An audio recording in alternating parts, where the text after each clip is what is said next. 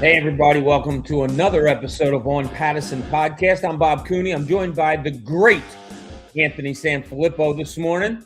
We got our horns going. Everything's ready. We got playoffs coming up in Philadelphia, which is a great thing. Anthony, how are you today, buddy? Doing awesome, Bob.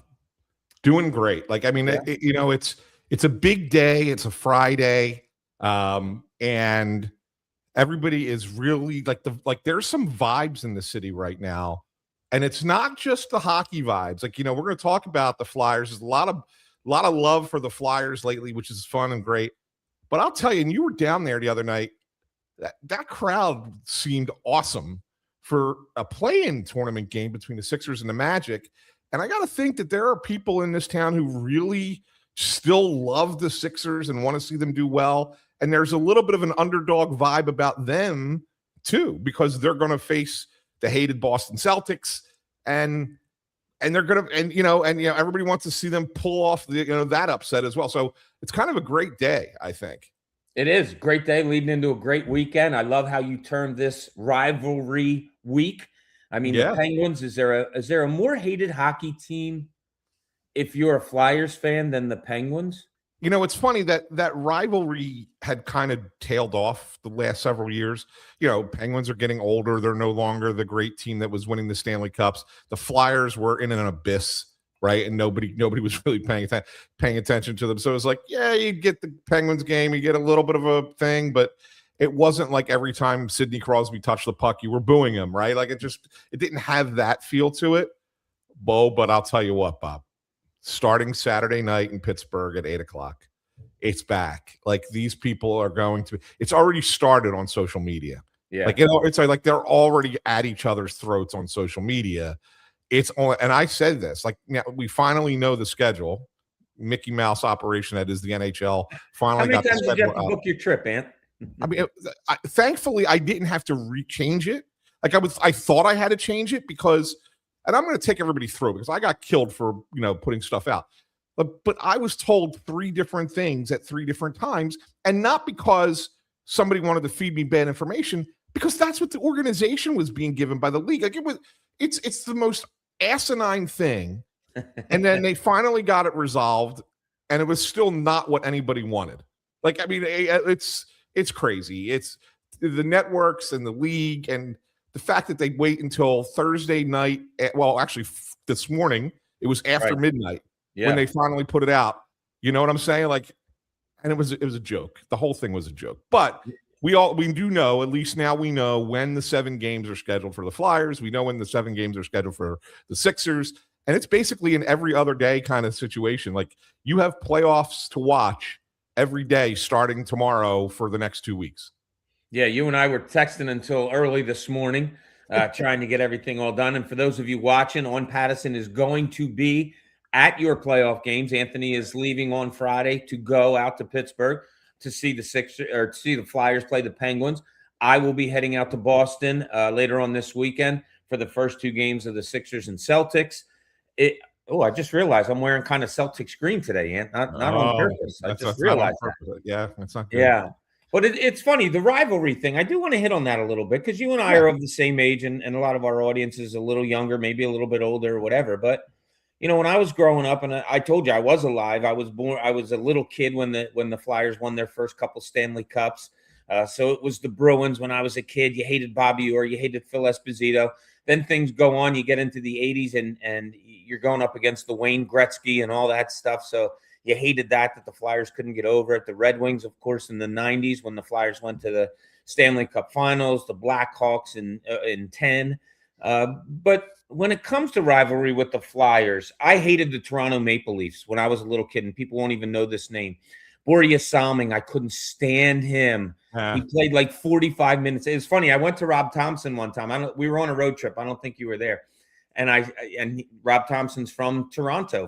And I said to him about, growing up, I just hated Borje Salming, and he was like, "Oh, he was the greatest player ever." But are the Penguins? Is this good for the Flyers? You're getting back into the playoffs, a younger team. You're building what you're building. Is it good for them to go against a Penguins team that still has the Malkins and the Crosbys and all? Do you think there's some way this is good for them? I think in a lot. Well, I think in a lot of ways it's good for them. The first being, and let's be honest, Bob, again, the NHL, their playoff format is terrible and really unfair it's not unfair for the Flyers, but it's unfair for a lot of teams. If you were to stack the standings in the conference, it's like it used to be 1 versus 8, right? Right. The Flyers would be the 8 seed. The Penguins would be the 7 seed. So you have the 7 and the 8 playing each other in the first round. Yeah. And so it's kind of ridiculous, right? That the better teams have to play each other while the 2 bottom teams are playing each other. It's stupid. So in that sense, it's, to me, the easiest team for the Flyers to have a chance to beat, right? So that in and of itself is a great opportunity for them. But then you add on the whole notion of it being Pittsburgh. And, the Flyers surprised everybody to get here and to be part of this and to make it into the postseason. And we have all the excitement, and you have these immaculate vibes for this team right now. They're young, they're fun, they're great to watch. Oh, and by the way, they can take down your hated rival who you remember that you hated them. And you remember in 2012, the craziest first round series, or maybe the craziest playoff series in NHL history, with all those goals being scored. The Giroux shift. First, he nails Crosby on the opening shift against the board, right, and scores the goal. And then, Peter Laviolette declares him the best player in the league. All kinds of great things like that. And it comes back. It's 14 years later, but it comes back to you, and you're like, yeah, this is what I remember. This is what makes this sport awesome. So I think it gets the juices flowing again. It gets everybody excited again. The only thing that could stop this momentum, look, even if they lose the series, as long as they're competitive and it's a long series and you're into it and it's a good 2 weeks, just don't get swept. Don't get blown off, your doors blown off. That would sully it. But as long as they stay competitive and they're in it, and I think they will be, I think this is the best thing possible for the Flyers. So one of the things I wanted to ask you, we all love playoff hockey, I think. I don't care if you care if the Flyers are in it or not, but if you're switching around the dial and the Flyers aren't in the playoffs, it's hard not to stop at a playoff hockey game because the intensity is incredible. The play is just nonstop. And I've said this over the past few years, and I don't know if you and I have talked about it, but I've talked about it with others. When you watch playoff hockey, the speed and the grit and everything that goes into every second of a playoff series is something that I have said to friends. I was like, Flyers can't play at that level. Flyers can't play at that level. They rarely do. Now they're there. Now they're in the playoffs. Now they're going against the Pittsburgh Penguins, who are used to this playoff atmosphere. Can the Flyers get to that speed? Can they get to that level? Do they have that in them, Anthony, to be able to play with what the NHL playoff needs from a team in order to advance/do well? I think they can against certain opponents, and I think Pittsburgh is one of the teams they can do it against. Yes, Pittsburgh's a veteran team, but when you're a veteran team, you're a little bit older, and so it takes a little bit more out of you with each game, right? So if there's a team that the Flyers' youth and exuberance can kind of impact a little bit with the way that the game's played at a physical pace, a physical style, and a faster pace, I think it would be Pittsburgh. But I will tell you, and I wrote a story about this yesterday, Travis Sanheim and Rasmus Ristolainen, this is your top pair defensemen. They're going to play 25 minutes a night against the Penguins. These two guys went and played in the Olympics. Neither one of them won a gold medal, but they both were very good in the Olympics. Ristolainen was a standout for the Finns. Sanheim was originally supposed to be the 7th defenseman for Team Canada. Josh Morrissey gets hurt in the first game, and Sanheim has to come in and plays the rest of the tournament and played pretty well. And they both talked about it with me yesterday about how that tournament, playing at that level, which is the best level you'll ever see hockey because it's the best players in the world facing off against each other. They took that right back to the Flyers. And in essence, the Flyers were playing the equivalent of playoff games, at least for themselves, for the last month and a half. Right. And you see that the way that they've played, they've been at their best. Those two guys specifically, it's just like they carried it through.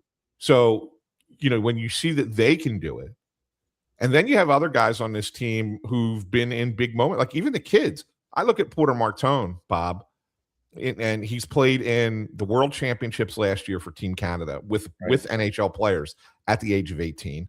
He was captain for Team Canada in the World Juniors this year. He played in the NCAA tournament, right? So like he's played at the highest levels in each place that he's been. Yeah, it might ramp up a little bit physically here, but he's the kind of kid that responds to that. And even the other young players, like, I know Denver Barkey's a small guy. Yeah. He was the captain for the London Knights, who were the best team in junior hockey, right? Like they have the gumption, they have the inner fortitude to deal with that level of play. And I think that, and then the guys who've been waiting their whole lives to get there or to get back there, like like the Couturiers and the Konechny's, like it's like, geez, like, man, when are we going to get that opportunity again? I think that they have it, right? I mean, I think it's there. I'm not going to sit here and tell you that it's going to take them to the Stanley Cup final, right? But I don't think that they're gonna wilt under the pressure of the moment. No, I saw an interview with Konechny yesterday, I think it was, and I thought it was pretty cool that he was kind of reflective. Like I still look at Konechny as kind of a young guy, but he's not. I mean, he's an older guy on this team. I think 29 now, Anthony, something like that. Yeah. But like he said, I've watched these guys win Super Bowls in this town. I've watched these guys go to World Series. He's like, I love it. I'm happy for him. He said, but I want a piece of that too, And it was pretty cool that he was. We all know what Konechny's about. He a gritty guy and all that, but he was just generally like, thank God I'm here and I'm so excited for it. And one of the questions, and maybe Konechny's the answer, but one of the questions I wanted to put to you was in a playoff series. There seems to me at least, and Pelle Eklund was this guy, and way back in the day, Reggie Leach, there's always like a non-superstar kind of. I don't think the Flyers really have a superstar, but maybe a player you don't expect to come through in a series and be really eye-opening. Do you think somebody from the Flyers, or do you have in mind that maybe somebody from the Flyers will do that in this series against Pittsburgh and just like shine, and every night it's, oh my God, look what he did?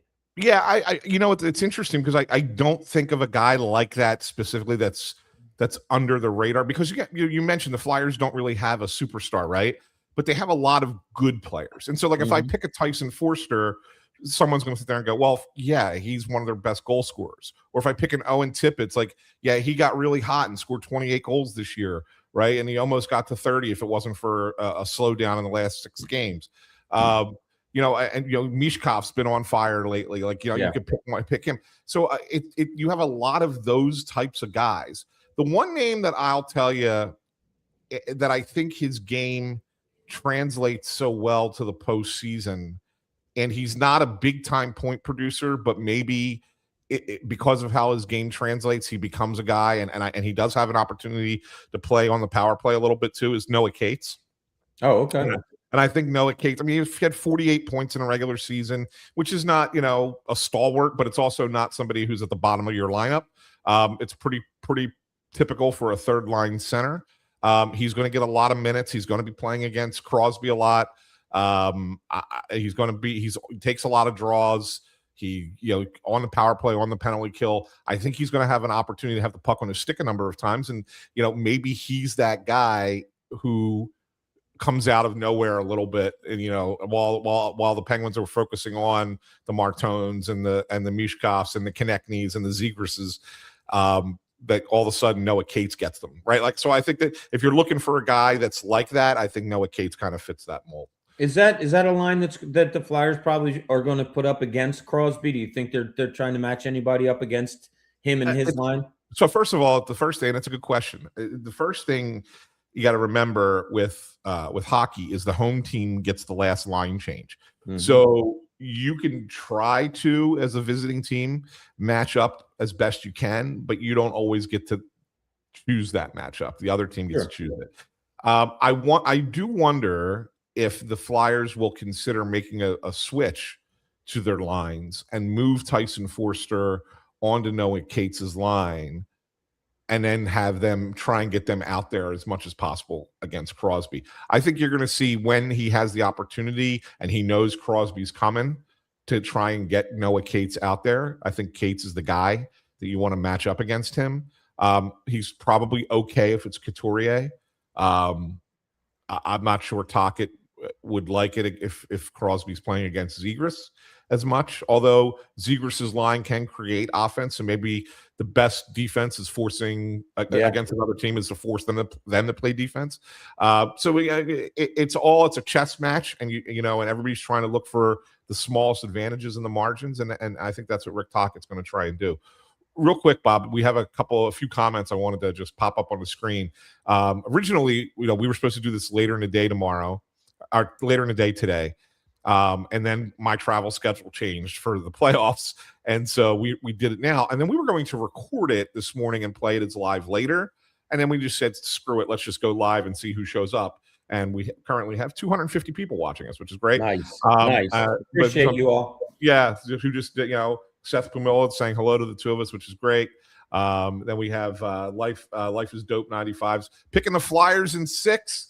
That's a great prediction. And our buddy Ford, I remember I told you Ford, he always wants to announce that he's here. He's listening in his car, and he's driving to go visit his mom, and he's listening to the two of us in his car. So that's nice. Awesome.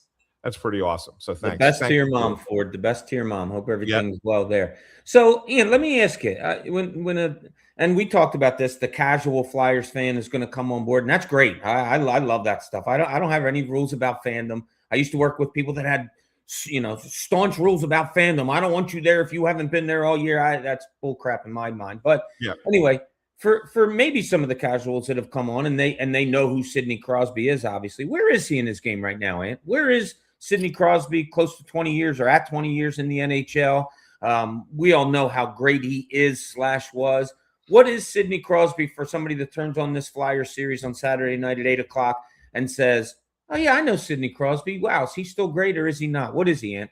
He's still great. He's still a great. I mean, he's not, top of the league in scoring great because those guys are just otherworldly, the Connor McDavids of the world and Nathan McKinnon and Nikita Kucherov. I mean, those guys are putting up like unbelievable numbers.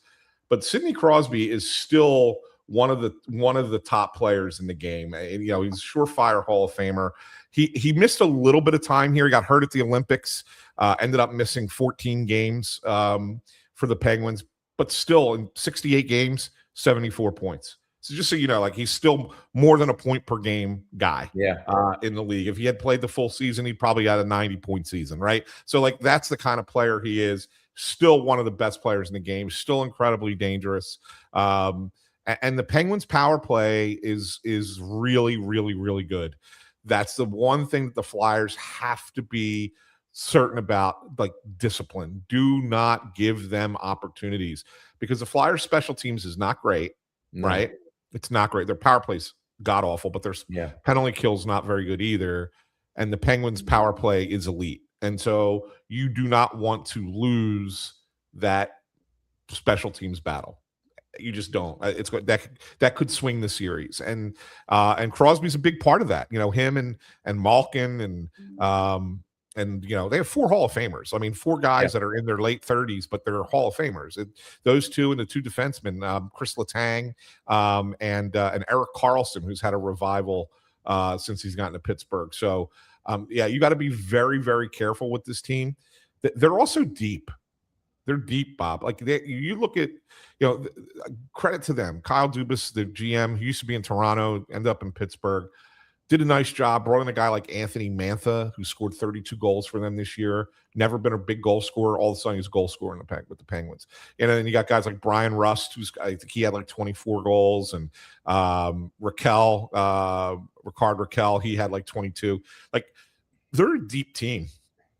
And the Flyers are going to have to stay committed to their defensive structure to limit opportunities. And Vladar is going to have to be a difference maker.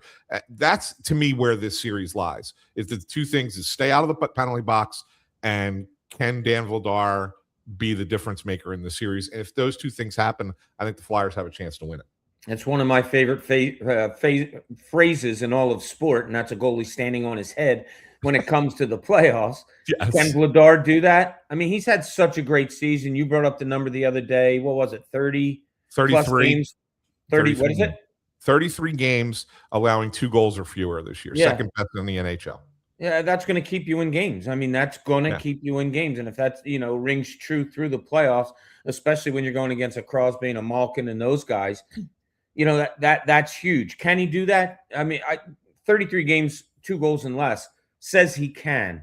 Are there chinks in his armor that maybe we don't see, that you see more being around the team all the time? Is it, no, this guy's just solid. He's a big guy. He can move. He'll be fine come playoff time. Just your thoughts on Dan Vladar and what he might look like in the playoffs. Yeah, I mean, look, are there chinks in the armor? There are little ones, nothing major. I think teams try to shoot low glove side to him.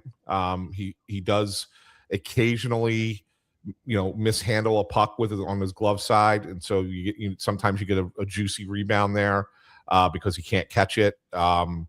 Especially if it's on the lower side of the ice, or of the net rather.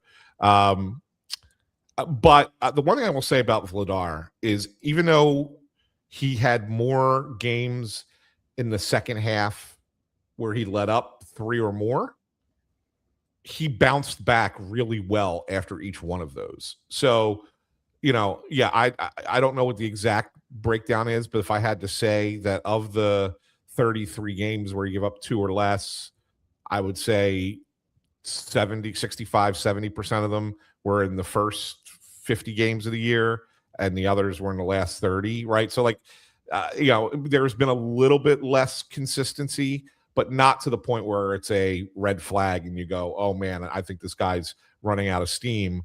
I just think that it just so happened that game intensifies a little bit, and things happen in the NHL, right? So I still will take Dan Vladar any day, twice on Sunday, over Stuart Skinner, who's the starting goalie for the Penguins, right? And he's not very good. And even their backup goalie, Silov's not great. I think that I'll take the Flyers goaltending situation in this matchup, and I think it's a strength for them, and that again you've seen it before. Goalies have stolen playoff series. Yeah. A lot of times I always say this, Bob. If you're trying to pull off an upset, and I guess this technically would be an upset. The Penguins are favored. It's a small favorite, but they are favorite. If you're going to pull off an upset in the playoffs, you need the goalie to steal 1 game. You need the skaters to steal 1 game, and then the other 2 games that you win, you have to win as a team. Right. So really that's what it comes down to. Okay, so if they're going to do this in a 7-game series, Dan Vladar has to have that 1 game where you're like, oh man, he won this game for the Flyers. And then your offensive players have to have a game where you go, oh man, they were awesome. Did you see the way Martone played? They got to the net, this and that, blah, blah, blah. And then you have to have 1 game where it's a team, or 2 games where it's total team. Right. And that's kind of how you win a playoff series. And I think that's what the Flyers are going to have to do. I like that. I do. I like that. Skater's got to win 1, goalie has to win 1, then 2 team wins and you win the series. I hadn't heard that before. I'm sure I don't know if you made that up or picked it up from somebody, but no, I kind of made it up, but it's so for years, you would talk to coaches and they will tell you, and this is why I say it this way. They will tell you that they always need their goalie to win 1. And then they rely on their structure to win a couple games. And then they say, we need our best players to win us a game. So that's what I usually mean, your forwards. Your best players, they need to go out there. And so at some point in this series, Trevor Zegras and Travis Konechny and, Mishkov and Martone and Forster, those guys collectively are going to have to do something to win a game for the Flyers. So it's kind of sort of something I put together, but it's from different things that coaches have said to me over the years. I like that. It's baseball. Everybody wins 60. Everybody loses 60. It's the other 42 that you got to figure out, and that's where you find your winners there. You talked about the goaltending, Ant, and a big advantage it seems for the Flyers, but goaltenders don't go against each other, as we very well know. Where is the biggest advantage maybe that either team, I'm not going to say Flyers, but either team, we know power play. Flyers are not very good on the power play at all. Pittsburgh as well and is very good, and you've brought that up. But matchup wise, where do you think the biggest advantage in this series might be? So again, I think that in the postseason, defense and goaltending matter the most. And I think an advantage that nobody really is going to talk about is the way that the Flyers take away the middle of the ice.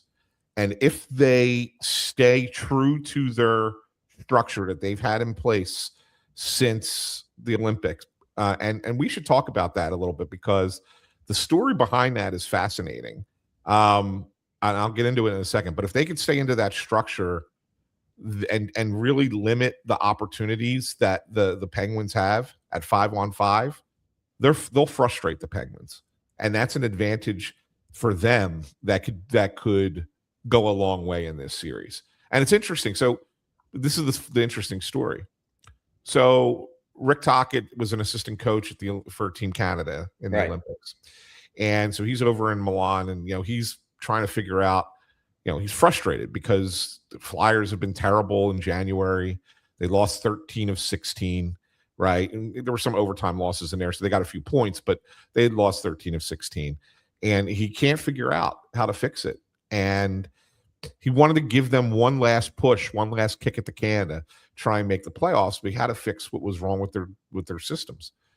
And so the trip from the Olympic Village to the arena in Milan was forever. It took forever to get there. They hated doing it every day. So rather than go to the rink and then go back to the Olympic Village and then go back at night, they would just stay there the whole day. And so there was a lot of downtime.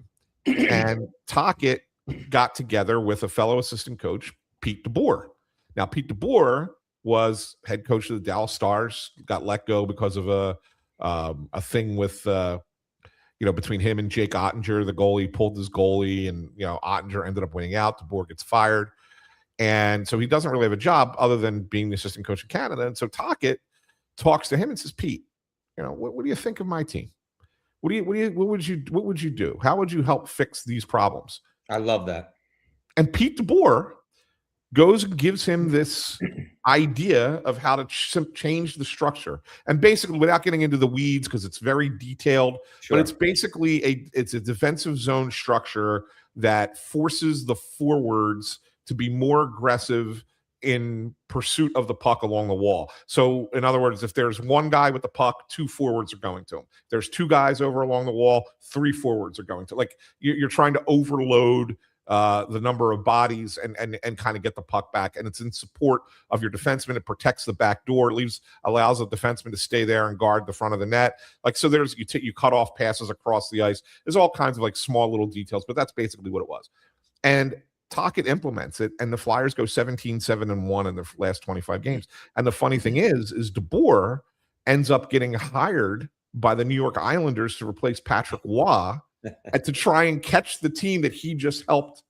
How about that? Get better. You know what I'm saying? So it was really kind of a funny story. But what I really like about it, Bob, is that coaches in all sports, they think that they know everything. They're the genius that's going to come in and fix everything and get everything going in the right way. And Rick Tocchet was able to put ego aside and say, you know what? I can't figure this out. Let me ask somebody else. Let me see what somebody else has an idea that maybe would work, and was willing to trust it because Pete DeBoer is a good coach and has been a good coach. And Tocchet went with it, and it worked. You know what I'm saying? So the ability to say, I don't have the answer, but I can implement something and I can make it work if somebody else gives me a good idea. That's something that's really cool for Rick Tocchet, and I give him a lot of credit. I love that. And that's hockey players / coaches 101. That's the people that they are. I always say, and I used to say this to Brett Brown all the time when I was covering the Sixers, as you just alluded to, coaches are the most egotistical people in the world. They think they know everything, they can fix everything, and they have to be. That's fine. And I don't say that in a bad way. But the fact that you go to somebody else and lean on them, I mean, that's what life's all about. Jimmy Lynam has this line to me all the time, Anthony. You never stop learning from anybody. And it's true. Like, listen to everybody. Like, I don't think I know everything about sports, and I know you don't either. And that's the great part about talking. I love that story that you just told. Yeah, it's a good one. And you're right. Like, you don't ever know everything about the sport, and this is even guys who are coaching the game, and Tockett's been part of the NHL now for 40 years, and he's still got things that he says, I still learn. You know what? This was a good idea. Let's try it, and really believed in it, and the players bought into it, and it's worked. And that's what got them to the playoffs. I mean, let's be honest. I mean, it was that defensive zone structure change that got them to the playoffs, because they became a much better defensive team, and because they're not great goal scorers, the Flyers, and so they need to be opportunistic to score. So you got to wait sometimes for opportunities, right? You got to be patient, whatever. And until you get those opportunities, you have to defend. And there is 100% commitment to this defending concept, and it's worked. It was funny the other night when the Sixers got done their play-in game. We were talking to VJ Edgecombe, and he gets to the podium, and as he often does, he just gets like giggly. And you remember he's 19 years old, and here he is talking to a bunch of adults about playing the game that he loves, and he just can't help himself. A, because he's just so happy he's playing the game, but B, he's 19 years old. And I'm watching him talk after the game, after having him play a really good, wild game against the Orlando Magic. And it came to my head like, wow, this kid's playing, on free time. Like, he's got nothing to lose. Tyrese Maxey's the one that has to carry this team. Paul George has to carry this team. Like, he's just a 19-year-old out there playing 40 minutes a game. Are there guys on the Flyers like that? Is Michkov that? Is Martone that? Do you have a feeling that these younger guys, it's kind of like, there's no pressure on me. I'm a young guy. I can just go out there and play my ass off and not really have to, worry about this city not having been in the playoffs for the last 6 years? Yeah, it's interesting. I do get that sense, Bob. I do get the sense that the young guys, they don't know what they don't know. Yeah. Right? You know what I'm saying? Like, I really get that sense. Obviously, the guys who've been around, they're the ones that are going to probably feel that weight of the city, right? Like, the fans have been waiting all this time for this, and we're finally there. And now when we're there, who's going to bear the brunt of that? It's going to be the Couturiers, the Konechny's, Sanheims, guys that have been here forever and been through all the losing. But these kids that are just coming in, they don't know. Like, they don't feel it, right? Like, I was in that locker room yesterday, and people were talking to Porter Martone and Denver Barkey. Even Michkov was going up and shaking hands with people. I mean, his English is getting a little bit better. And that's another thing. I don't want to derail the conversation, but Tocchet mentioned yesterday that Michkov has gone from being a little bit of an guy who was more of a loner to being a guy hanging out with these young players. And the additions of the Barkeys and the Bumps and the Martones have brought more guys his age onto the team, and so he can relate to them a little bit better. And he's going out to dinner with them. He's hanging out. His English is getting better. Like, he's more smiles on his face. So, like, yeah, you're starting to see that kind of come together in a different way. And the young guys don't know. They don't know that the Flyers have sucked for more than a decade. Like, they don't know. I mean, I'm sure they've heard it, but like, I doubt that they feel it, right? Whereas, you look at a Couturier who's now 33 years old, been here since he's 18, and the team hasn't been good since he was, 21, and he feels the weight of the city, right? And as the captain should, he feels that. I don't think that the young guys do it all, and I think that's the best part about it. Like, they're just going to go out there and they're going to play, man, and they're going to play and not worry about it. And I think it's going to be that's the best thing for them. The thing that you brought up about Michkov too, and as soon as you say it, I totally think it relates to his good play. And a story that I have from back in the day was, you remember the guy Dario Saric that the Sixers had come over? He finally came over from Serbia.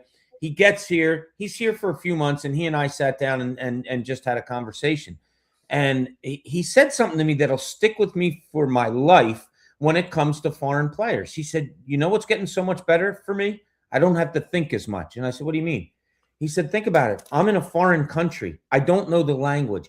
As soon as I wake up, I have to think of everything. How do I get here? What do I do when I get there? Where can I go to get food that I like here? It's nonstop thinking. Whereas us, we wake up and, for the first 4 hours of the day, we nonsensibly we grab what we want to eat. We go where we want to go. We don't have to think about it. For a guy like Michkov, coming over from Russia, he's got to think 24 hours a day of where am I? What am I doing? How do I get there? Who am I talking to? Who's going to help me? That's hard, Ant. And you see it a lot in hockey because there's so many more foreign players. That's hard. Yeah. And you're 100% right, Bob. And I will tell people to go and, find today's Inquirer or read it on Inquirer.com. Alex Coffey did a tremendous story about Michkov being 5,000 miles from home and finally figuring out how to survive in Philadelphia. Oh, is that right? I haven't seen that yet. Yeah, really, really, really good piece.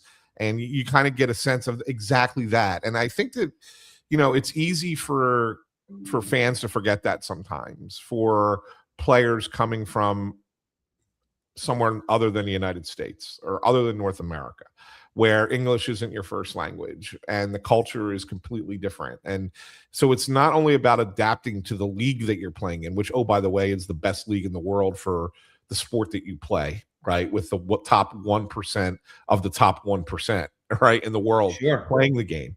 But, oh, by the way, you're a kid and you got to figure out how to live in this country and how to communicate in this country and find the things that you need in this country, like where you go to the grocery store and where do you do your banking and I gotta buy a car, where do I get a car? It's funny because I remember talking, I wrote a story a couple years ago back when I was at Crossing Broad where I did a whole 5,000 word story on the former Spanish language interpreter Diego Otegi. And what his job is like and what his life is like, and the things that he would do for all the Latin ball players was you don't even think about it. Like they would call him at 3:00 in the morning with some concern and he would have to rectify it, right? He was doing some banking stuff for them and helping them with car, buying, getting a loan for a car and things like. And these are guys that are making millions of dollars, but because they don't speak the language, it's harder for them. Right. And so to have someone they can lean on in that regard made it so much easier for them to do their jobs. You don't have a lot of that for a Russian player. It's easier. People speak Spanish in this country, right? A little bit. There's more people who speak Spanish. It's a little bit easier to find somebody to help you with that. Russian is not so much, and so it takes a little bit of time. So good on Michkov, good on the Flyers. Everything is just kind of coming up roses for them at the moment. That could end quickly. That could go south fast in a postseason. But for the moment, this is a nice little high for them. Yeah, I'm looking forward. I can't wait till 8:00 Saturday night. Anthony will be there for all of us, writing about the Flyers Penguins series. And when we get back, we have to start dipping into the other playoff team in town. Yes. We just don't do much, and we can't say much. 2 playoff teams in town at the same time. Your 76ers going up to Boston on Sunday. We will be there covering that for you. I'm taking off early Sunday morning to get there for the Sunday afternoon game. So looking forward to that, to be up in Boston again and to let you know what's going on. So when we get back, we're going to talk about that. But what I want to tell you before we take a break here, winners win, right, Ant? That's Wapner right. Newman, they've been winning for families throughout Philadelphia area and New Jersey since 1978. That's probably before Anthony was even born. You need a winner? I was alive. Well, if you need a winner, you call Wapner Newman at 215-569-0900, or you can visit them at wapnernewman.com. So when we get back, we're going to dig into the 76ers, Boston Celtics. I'm sorry I'm wearing the hated green today, but maybe that's good luck. We'll be right back with you. Hi, it's Pete from Chicky and Pete's. Come join us for happy hour weekdays from 4 to 6. Enjoy half-price orders of Chicky's wings, delicious pizzas, scrumptious hot, cold, or fried shrimp, jumbo soft pretzel with a trio of tasty dips, plus $3 domestic bottles, $6 Tito's, and $6 seltzers. Come join our happy hour weekdays 4 to 6. Come taste and enjoy. Only at Chickies and Pete's. Payroll Service Solutions was established in 2001 to cater to the payroll needs of small to medium-sized businesses.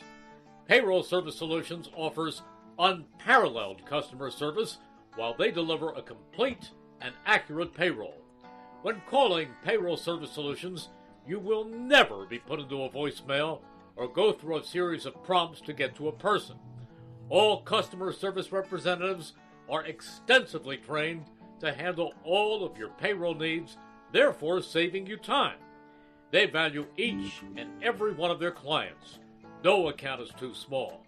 Call Payroll Service Solutions today at 1-866-PAY-EASY for a no-obligation review of your payroll needs. That number again is 1-866-PAYEASY.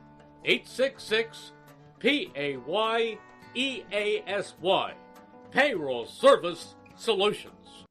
This is Tommy Green from the 1993 National League champion Phillies. Every champion needs a good game plan. BCWSA and I want to make sure you have a game plan when it comes to conserving our most precious resource, water. Whether you're washing dishes, brushing your teeth, or watering your garden, there are ways you can save water and save money. Visit bcwsa.net for tips on conserving water. BCWSA, proven.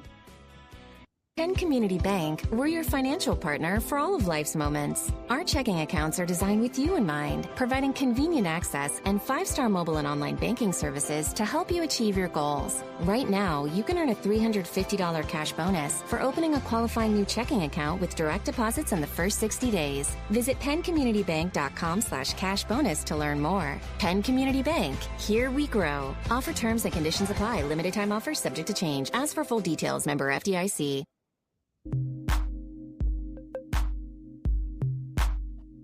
Welcome back to the On Pattison Podcast. Bob Cooney here with Anthony Sanfilippo. Just had a good long talk about the Philadelphia Flyers, the Pittsburgh Penguins. I've been covering basketball, played basketball, coached basketball all my life, Anthony. Honest to God, playoff hockey, I just adore. I love the fact that when games come on, it's light outside. I love the fact that you can be down the shore, you can be at a bar, whatever, and the windows are open and it's playoff hockey. I just love it. We get a taste of that on Saturday when the Flyers visit the Penguins. Anthony will be there for us, but we got to dip into, I think, Ant, and I was writing this to you in a text last night, I think the Sixers have kind of breathed a little life into the city. And it sounds weird because, the whole Joel Embiid situation and the Sixers certainly haven't been a breath of fresh air for this city in a long, long time. But I kind of got that feeling the other night when they beat the Orlando Magic. And when we started this show today, I think I got that feeling from you also. Am I reading the room right? Yeah, I mean, look, I think everybody looks at it and goes, look, if they would have, let's just I'm going to play devil's advocate for a second. Let's make pretend they'd lost to Orlando, and then they get in and then they win the second playing game and they get in and they play Detroit. Is there as much buzz? Probably not. No, probably not. And they would still be in. It would still be the same situation, but probably not. And to be fair, that might have been an easier path for them. Like they probably had a better chance of beating Detroit than they do beating Boston. And yet, here we are with the excitement kind of building a little bit for Sixers Celtics again. And I think that's the reason why they're breathing a little air, Bob, is because it's like, you know what? We're going to go out and we want our path to be the two teams that everybody in this town hates the most. Let's upset Boston. Let's upset New York and turn the NBA on its ear. I don't think they can beat the Celtics. I don't think they could beat the Celtics if they had Joel Embiid. But you never know. I mean, crazier things have happened in this sport, right? We've seen upsets happen like, well, that came out of nowhere. Like where did Dikembe Mutombo come to with the Denver Nuggets to upset the Seattle Supersonics? Remember that whole. They were the 8th seed, absolutely. When they were the 8th seed, like there were these things happen in the NBA. And so who knows? Like maybe something goes crazy here. but I think that the fans would love to see that, right? An underdog story is a more fun story. Sure. And we like being a city of underdogs, right? You remember the 2017 Eagles with the dog masks and everything. Right.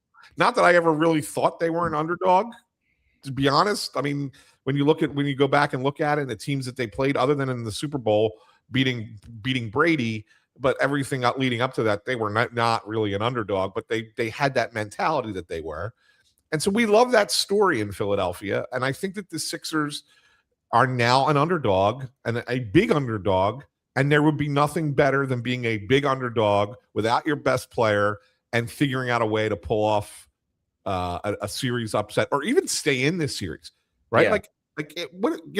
Can they win a couple games and get it back to a game 6? And like, holy cow, we're down at the Xfinity Mobile Arena for a game 6 between the Sixers and Celtics, and the Sixers still have a shot. Like, can they do that? That's exciting enough too, right?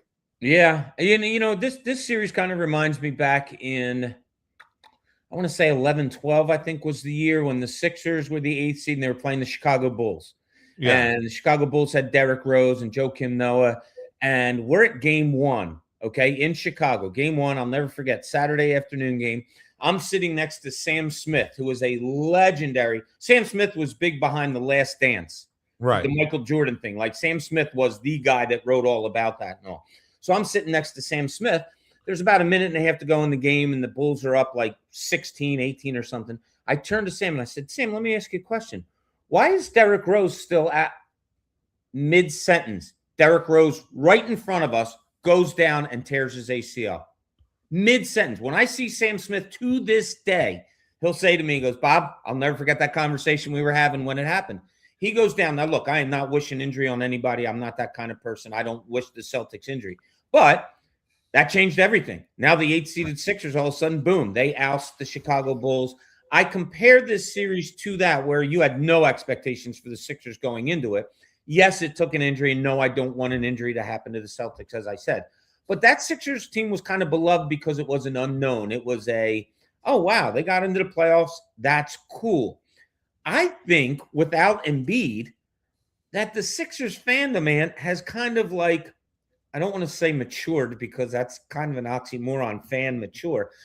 But I think they've kind of grown like, okay, we're used to being without Embiid, and I'm done cursing him and cursing the situation and all that. I'm speaking as a fan. I kind of like this team with the VJ Edgecombe and the Tyrese Maxey and the Kelly Oubre and Paul George giving whatever he can give. I'm wondering if the fans kind of like this team in that set of, yeah, we're used to being without Embiid now, so let's just ride with it. So, there is a thing in this city that I think is a real fan thing, and that is player fatigue, right? Mm-hmm. You get tired of the same players over and over and over again if they don't, unless they win you a championship, right? So like the Eagles get a pass, right? Because they've won a couple championships. So their players, Brandon Graham can play 6,000 years if he wants to. It doesn't matter. He's won 2 Super Bowls, right? Like, so you don't get tired of Brandon Graham. But you do get tired of guys if they don't produce or they produce, but the team doesn't win. Right. And so you're looking for something different. So when the Sixers are now going to be out there in these playoff games and there is no Joel Embiid, well, who are you looking at? Well, you're looking at Tyrese Maxey, who's always a breath of fresh air, right? He's got a great personality, and everybody loves him. There's not a thing that you don't like about Tyrese Maxey. And so that's, okay, he's our guy. And then VJ Edgecombe, well, he's new, right, for the playoffs at least, right? So he's new, and there's excitement there, and Paul George, Paul George is 35 years old, but we've never had a Paul George in the playoffs, right? So like, okay, what can this guy do? I'm curious. I'm intrigued. Like, what can he bring to the table in a playoff series? So I think that when you look at it from that perspective, it's a different mix. And yeah, maybe it doesn't win, but I'm curious to see if it can. And I think that's what the mentality is for the Philadelphia fan. Right. And it's also, you're looking for that different guy. Like you just mentioned, Edgecombe, rookie, Maxey, everybody loves because he used to play with more of a smile on his face, but you can tell how much he loves playing the game. The guy, and I talked to the Sixers PR people. I'm hoping to sit down with him today so I can write a special piece for us on Pattison. Andre Drummond has become kind of a fan favorite because here he is, this 6'10", hulking big man who now all of a sudden stands in a corner and shoots threes, and everybody goes crazy and loves it when he makes three-pointers. I was fortunate enough to, when he broke into the league, summer league down in Orlando, his very first time on an NBA court at a summer league, I was there, and I can't wait to talk to him about it today. He has become a fan favorite. You know, the things that Adem Bona does that as a basketball guy drive me crazy sometimes, but he does do the jaw-dropping blocking of shots and jumping into a rim. And I'm telling you, he's going to be the first guy to get a concussion by hitting his head on the rim simply because he doesn't know any better. But I do think that this fan base, Ant, they want to put their arms around the Sixers. They really do. I don't say this in a negative way to Joel Embiid personally, but the professional Joel Embiid didn't allow that. It hasn't allowed it. It's a standoffish relationship with Joel Embiid because you don't know if you can hug him. You don't know if you need to stay away. You don't know if he's going to be there. So I do think that the fan base, and I was thinking of this the other night as I'm watching that crowd, which was amazing the other night. I really do think this city wants to embrace this group somehow. And as you said, if they can win a game or two, if they can make this a fun series, it makes me look at it differently. Like, okay, moving forward, Joel Embiid doesn't have to be the big piece, but let's build relationships with these other guys. Is that kind of what you're feeling, you think? Yeah, I do. And again, to me, and we're going to talk briefly about the Phillies in a little bit, but it's similar in that to what the Phillies are experiencing, right? Everybody's saying they're tired of the Phillies running it back. Right? Well, it's not that the players aren't talented. They're just tired of seeing the same guys and have the same result. Exactly. So like the city is willing to accept the same result if it's different people, right? It's almost like I'm serious with this because that's a great point. It's almost like, well, we tried something different. Okay, we didn't get a different result, but at least we tried something different. And that's that's what the city wants.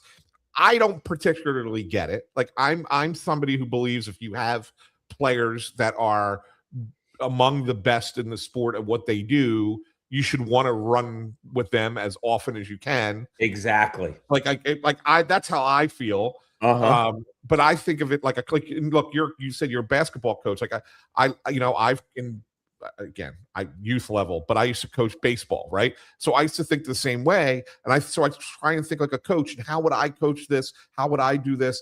Yeah, I want my best players, right? I want the best guys to be there year in and year out, and I want there to be a consistency of it.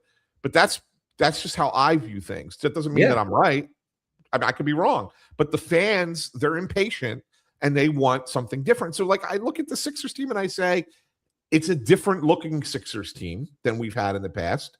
That's kind of exciting, and we feel better about losing to the Celtics with this group than if you have to trot Joel Embiid out there again and like, oh, well, here we go. They lost to the Sixers with Embiid. I mean, they lost to the Celtics with Embiid yet again. Like, that's what it is.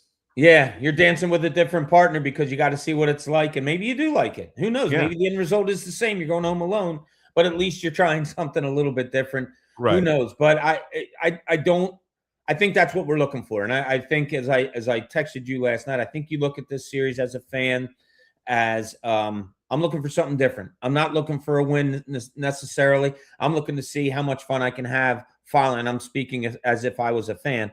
I want to see how much fun I can have if I was following VJ Edgecombe and Tyrese Maxey and Kelly Oubre and Andre Drummond, like I mentioned. I think that's the kind of different way that Sixers fans are looking at this. A lot of people have texted me and emailed me and all asking for a prediction. I think everybody's on the same boat. It's probably going to be a 5, maybe a 6-game series. I think the Sixers can steal one. Whether it's early on or not, I don't know. If they don't take one of two up in Boston, it's probably going to be a sweep. But we'll see. As we saw in the first game of the season, VJ Edgecombe went up there and dumped like 34 on Boston in his very first NBA game. The kid has no fear. The kid's having fun. Just like the Flyers, maybe they can ride that into something special. We'll see. But it'll be fun to watch starting on Sunday. Is there any notion, Bob, of Embiid getting back at some point? I don't see how. And then, I put it out on Twitter the other night. I said, he's probably still about a month away. And people came at me like, what are you talking about? I heard it was a couple of weeks or whatever. He had an appendectomy. We only have about 3 or 4 NBA people that have had that done during the season that we have knowledge of and have a timeline of when they came back. And for most, it was about 6 weeks. He's 7 feet 2 inches tall and weighs 280 pounds. For those of you that are 5'8" and 150 pounds that have had an appendectomy and went back to your desk job 2 weeks later, good on you.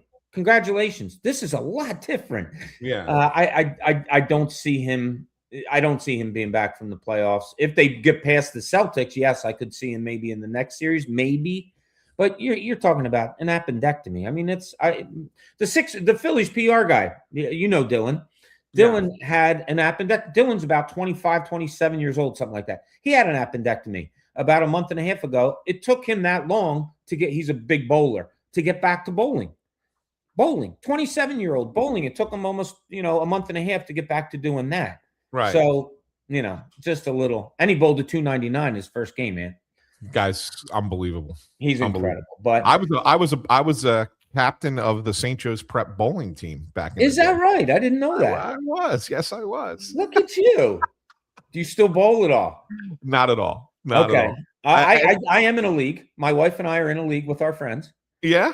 Yeah. Thursday nights we get out and bowl. My wife, actually, she defers to one of our sons. He actually becomes my teammate. But we have bowling shirts, matching bowling shirts. Oh, yeah. We're very much into it. I'm not that good. I'm a straight ahead bowler right down the middle lane. I think I had like a 1.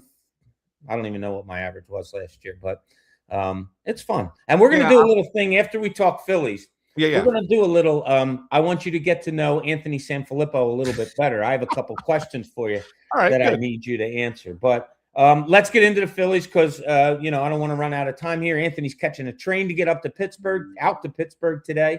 So we have to make sure he's on time. So the Phillies, everybody has the same reaction, and everybody just shakes their head. I can't stand it. People are calling for Rob Thompson's head, as you and I talked about the other day a little bit. Who are they? Like, who is this team?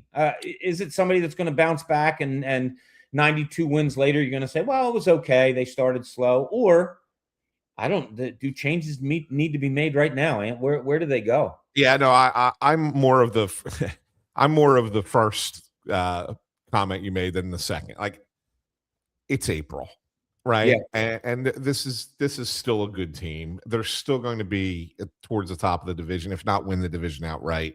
They're still going to win 90 to 92 games, 93 games. Like, they're going to do that.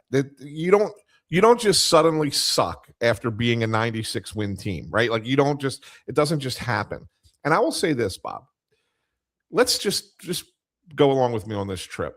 So Jesus Luzardo's had 3 awful starts, right? Yep. And just took his team right out of the game. Let's imagine Jesus Luzardo, who's a guy that everybody thought was going to be a really big, important player for them this year, right? Me included. Right. I'm with you. There's nobody who thought signing Luzardo to a 5-year deal was a bad idea. There's not one person. And if anybody tries to come into comments and say that they're lying to us, right? Everybody thought that Luzardo was a great addition, great signing, that 5-year deal. Let's say he pitches like Jesus Luzardo is supposed to pitch, right? Let's say you get 1 or 2 hits that you're supposed to, that you in clutch spots that they didn't get. Right. Let's say that there's one game where the bullpen doesn't give up the lead, right? Just one. And let's imagine, so you say 3 or 4 things like that, and the Phillies, instead of being 8-10 or 11-7, are we all having the same meltdown today? No, exactly. Right? So it has nothing to do with the hitting. It has nothing to do with the manager. None of that stuff. It all is just like, hey, listen, there was a few things that went awry in April. The New York Yankees aren't hitting. The New York Mets aren't hitting. They're $300, $400 million organizations as well. And you know who leads the major leagues in runs scored right now? I would say the Dodgers, but since you're asking, I'm probably wrong. The Washington Nationals. That's right. All right. Are we like, can we just pump the brakes just for a second? I'm not trying to tell you that there aren't things to be concerned about with the Phillies, because there are. And we could get into the things that you need to be concerned about with the Phillies. Sure. But to have everybody jumping off of the Walt Whitman Bridge today because they started 8-10 and they want to fire the hitting coach and fire the manager and shake up the roster and come on. It's too much. It's 18 games into a 162 game season. They will be fine. All right, listen in. I did this last night. And you know, for people out there, sports writers are weird dudes. Like we're just strange. We're strange. I'm sitting here last night. You and I are texting into the wee hours of the morning for like the 5th straight day. I'm sitting on the couch and I was like thinking about the Phillies. And I said, well, without looking at the standings, let me look and just see kind of what other teams are. Yeah. So this is what I did. I called up the scores from last night and I looked at the records of teams. God, swear to God, this is the God's honest truth. I just called it up again now. Listen to the records of teams that played last night. And this will make you feel better maybe if you're a Phillies fan. 9-10, 11-8, 7-12, 11-8, 7-12, 10-9, 10-10, 10-9, 7-11, 10-8, 6-13, 10-9, 10-9, 9-10, 11-9, 7-12, 8-12.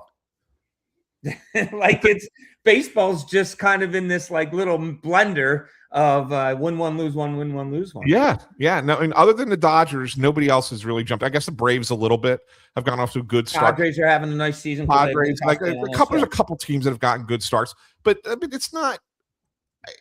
Go back and look at the teams that have gotten off to fast starts in the first 20 games over the last 5 years. How many of them finished as well as they started? Yeah, and then look at the teams that got off to slow starts. And how many of them finished the same way they started?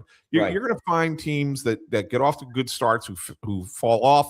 And you're going to find teams that get off to slow starts who do great. The Phillies have notoriously gotten off to slow starts. Notoriously. Other than 24, when they got off to like a record pace and they were playing incredible the first 2 months of the season, like they've done this before. Like we've seen this before. So I don't think that there's any panic in that organization. I don't think anybody's talking about firing anybody. I just think it's like, we got this. We'll be fine.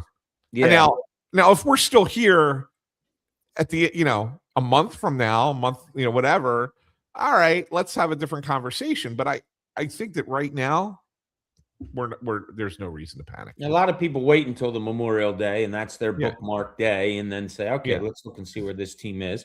That's still over a month away. Right. So, I mean, that be patient. I agree. I'm a little bit more anxious than you because I don't know why. There's some things that are staying the same that I just don't like. And we will talk about that to greater length at another podcast. But I am not anxious on it at all right now. Well, I shouldn't say at all. I'm a little bit anxious, just a little bit. I kind of do want to see some maybe minor little changes, but we'll see how it all plays out. And I want to see changes too, but I don't think that the changes that I want to see are the same ones that everybody else wants to see. Yeah, because you and I talked about this on our last, like Rob Thompson's fine in our book. Yeah, I think that the changes that everybody else wants to see are cosmetic. They're not going to improve the team. Like they're just not. And where if you want to improve the team, you have to make real changes that are more specific. And those are not as easy to do, but that's what, and those are the things we could talk about on the next podcast. Sure.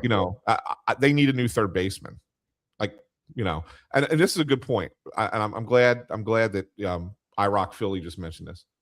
Phillies are only 3.5 games behind the Braves. Yeah. Like you're 3.5, you're 8-10 and you're only 3.5 out. Do you remember last year, Bob, they get swept in New York by the Mets in April, right? I was there for that whole series. It was just it was one of the worst series they had ever played. They fell after that series. I think they fell 5.5 games or 6.5 games, something like that, behind the Mets in April. And everybody was saying the same stuff that they're saying right now. How did the season end up? Yeah, right? Exactly. Come on. Although that series that we went to in September, I believe it was, up in New York, that was pretty harrowing also. That was it was a bad one as well. I think that was the end of August, right? I think it was the end of August. They got swept in that one as well, right? Oh, that was such a bad feeling. But as you said, not to interrupt, the coolest thing was I could feel the angst that Phillies fans had. Duran even gave up a lead, all of those things.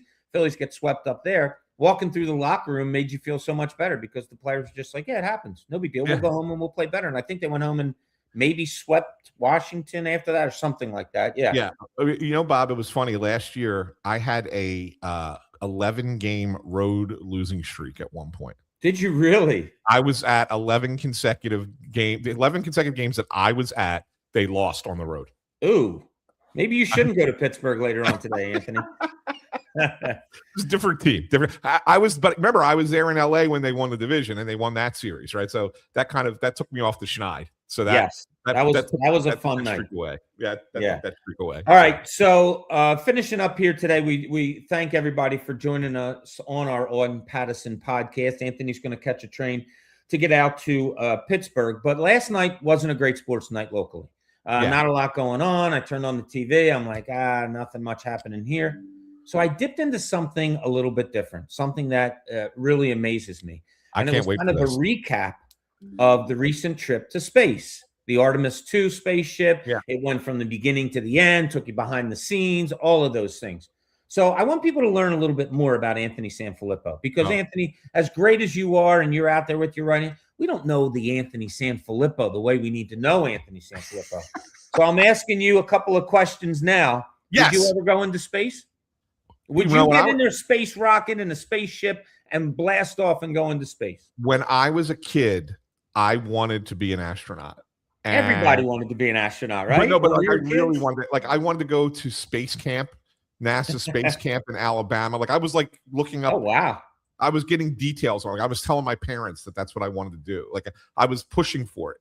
Ended up not doing it, but I would, in a heartbeat, I would go in space.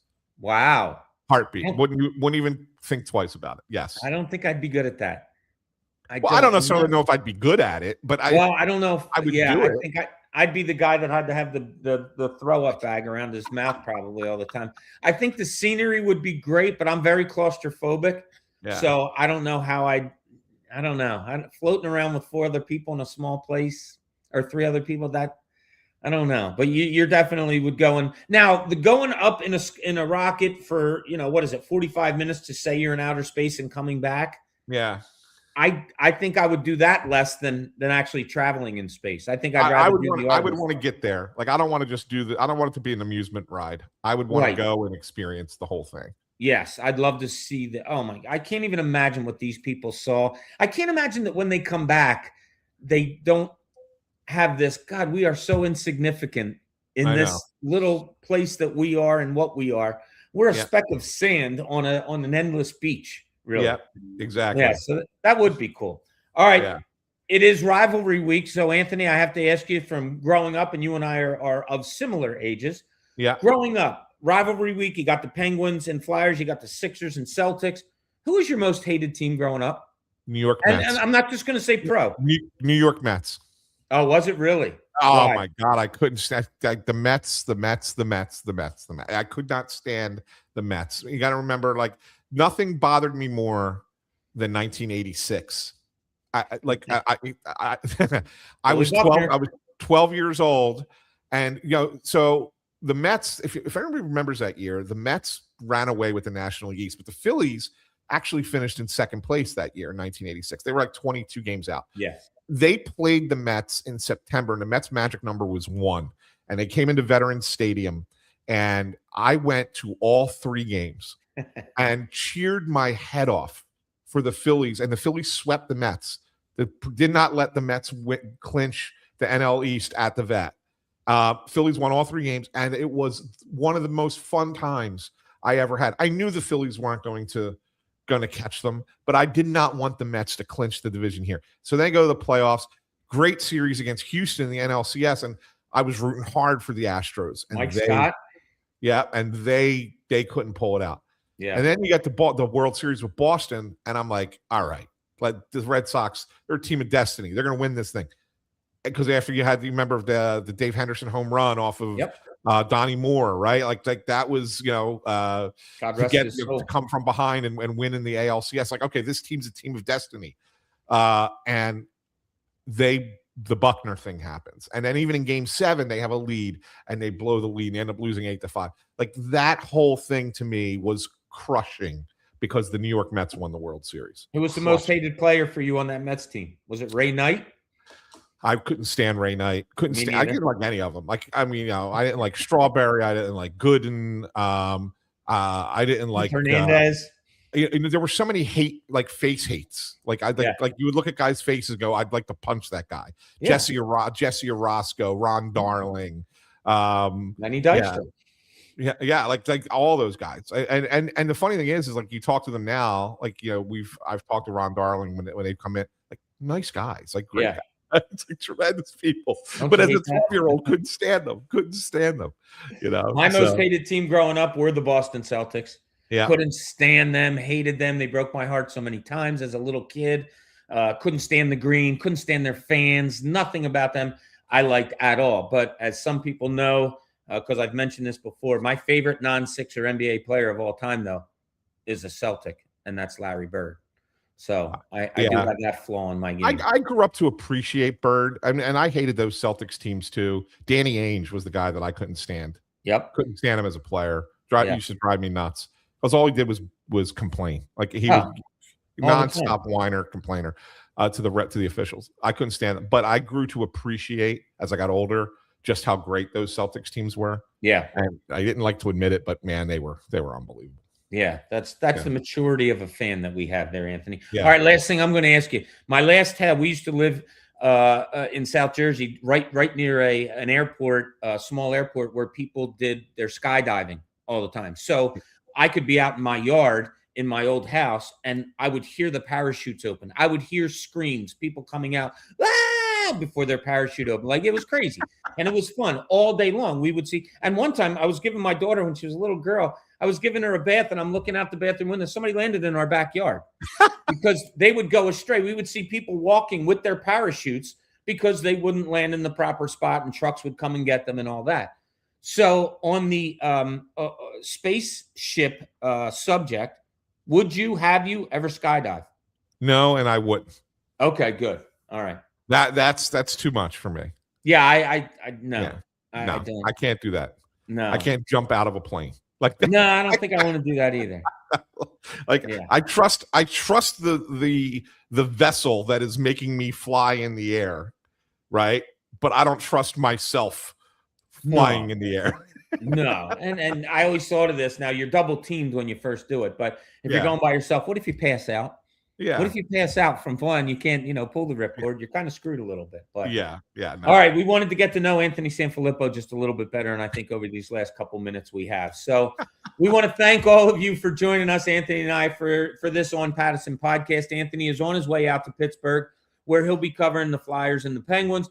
I'm going to be heading out to Boston later on this weekend to get good coverage for you on that as well. We thank you. We ask you to keep reading us on Pattison Podcast. We are growing and growing and growing.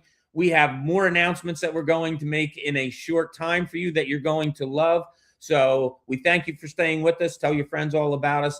And it's playoff weekend. Let's go. Let's go Sixers. Let's go Flyers. Let's see what happens. Anthony, have safe travels, and can't wait to talk to you soon. Yeah, you too, Bobby. And thanks once again to Wapner Newman, our sponsor for this show, Philadelphia's personal injury attorneys. Check them out, wapnernewman.com.